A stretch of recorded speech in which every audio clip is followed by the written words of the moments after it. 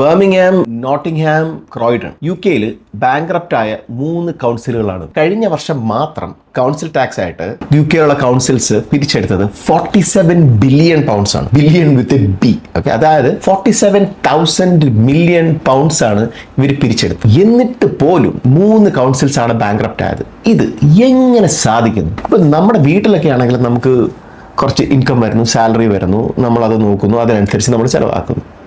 പക്ഷേ കൗൺസിലുകളിൽ അന്ന് അവർക്കതൊരു പ്രശ്നമേ അല്ല. അവരിങ്ങനെ ബുദ്ധിമുട്ട് അല്ലെങ്കിൽ എന്താണ് വരവ്, എന്ത് വരുന്നു, എന്ത് ചിലവ്, ഇതിനെക്കുറിച്ച് ഒരു ബോധമല്ല.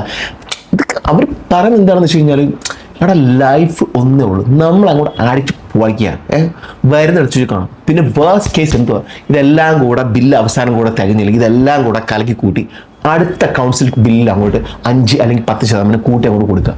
ഇവിടെ ലൈഫ് സെറ്റാണ് എന്നാണ് കൗൺസിലുകൾ പറയുന്നത്. ഈ UK എന്ന് പറയുന്നത് ഈ ലോകത്തില്ലാത്ത ഇന്നോവേഷൻസിന്റെ ഒരു നാടാണ് UK. അപ്പം അങ്ങനെ അവർ വളരെ കഷ്ടപ്പെട്ട് ബുദ്ധിമുട്ടി അവർ വിത്തിട്ട് മുളപ്പിച്ച് ഒരു ചെടിയാക്കി ഒരു വൃക്ഷമാക്കിയ ഒരു സംഭവമാണ് ഈ കൗൺസിൽ ടാക്സ് എന്ന് പറയുന്നത്. ഈ ലോകത്തിലെ പല ഭാഗങ്ങളും ഇത് ചെറിയ രീതിയിലൊക്കെ ഉണ്ടെങ്കിലും UK-ൽ ഇതൊരു സംഭവമാണ്.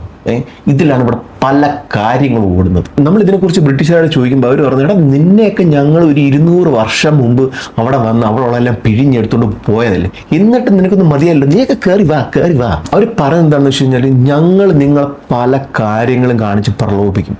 അതായത് say for example London, greatest city in the world എന്ന് പറഞ്ഞു കഴിഞ്ഞാൽ London the greatest city in the world, Buckingham palace, രാജാവ്, ഇതൊക്കെ കാണുമ്പോൾ നിങ്ങൾ ഓടി വരും, നമുക്ക് അവിടെ പൊളിക്കാന്ന് പറഞ്ഞിട്ട് ആ സമയം നമ്മൾ അവിടെ കൂട്ടുവാണ് നിങ്ങളെ. അപ്പം പല ആൾക്കാരും വന്നിട്ട് ചോദിക്കും, അപ്പോൾ നിങ്ങൾ വന്നു കഴിയുമ്പോഴത്തേക്കും നമ്മൾ നൈസായിട്ട് ചെറിയൊരു വാട്ടർ ബില്ല് അങ്ങോട്ട് തരുന്നു. ആ വാട്ടർ ബില്ല് നിങ്ങൾ അങ്ങോട്ട് അടയ്ക്കുന്നു. അത് കഴിയുമ്പോൾ നമ്മൾ ചെറിയൊരു ഇലക്ട്രിസിറ്റി ബില്ല് നിങ്ങൾ എങ്ങനെയെങ്കിലും കഷ്ടപ്പെട്ട് ബുദ്ധിമുട്ടി കട വാങ്ങിച്ചാൽ കളയ്ക്കും. അപ്പോഴാണ് നമ്മുടെ തുറുപ്പ് ചീട്ട് നമ്മൾ ഇറക്കുന്നത് കൗൺസിൽ ടാക്സ്. അതോടുകൂടി നിങ്ങൾ പരിപ്പളം. അതിൻ്റെ ഒരു ഇതെന്ന് പറഞ്ഞാൽ നമ്മൾ വാട്ടർ ബിൽ ഇട്ടാൽ നമുക്ക് വാട്ടർ കിട്ടും, ഇലക്ട്രിസിറ്റി ബില്ല് കൊടുത്ത് നമുക്ക് ഇലക്ട്രിസിറ്റി കിട്ടും, കൗൺസിൽ ടാക്സ് എടുത്ത് നമുക്ക് എന്ത് കിട്ടും? ഇതിന്റെ ഒരു എക്സാമ്പിൾ എന്ന് പറയുന്നത്, ഞാൻ ലണ്ടനിൽ താമസിച്ചിരുന്ന ഒരു 4 ബെഡ്റൂം ബാങ്കിലുള്ള ഒരു പ്രോപ്പർട്ടി ആയിരുന്നു. അതിൻ്റെ കൗൺസിൽ ടാക്സ് എന്ന് പറയുന്നത് ഏകദേശം ഒരു 3000 പൗണ്ട് പെർ ഇയർ, അതായത് ഒരു 250 പൗണ്ടൊക്കെ ആയിരുന്നു മാസം.